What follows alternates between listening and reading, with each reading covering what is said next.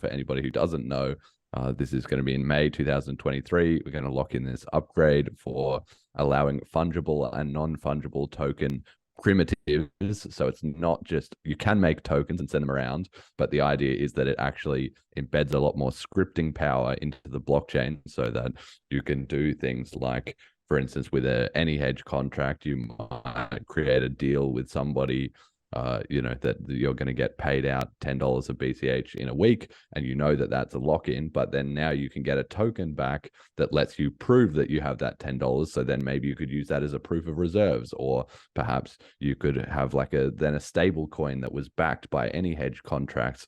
That's one of the example use cases I think of, but there's hundreds of other things you can do with it. State storage, communication between contracts, better scripting and decentralized apps, all this sort of stuff. And you actually wrote, as far as I'm aware, a lot or maybe all of the implementation for BCHN for CashTokens. So can you explain to the listeners, technically and non-technically, what is CashTokens? How does it work? Why is it exciting? That's okay. How to begin? That's a lot, I know. But so on the financial side, on the business side, or the use case side, you pretty much covered it. Like it's this way for contracts to have better contracts, first of all, and have contracts communicate with each other. So you can start doing some interesting programmable money type of things, where even stuff we haven't thought of. I mean, just blockchain games, or it's a way to communicate between contracts, and it's not very heavy.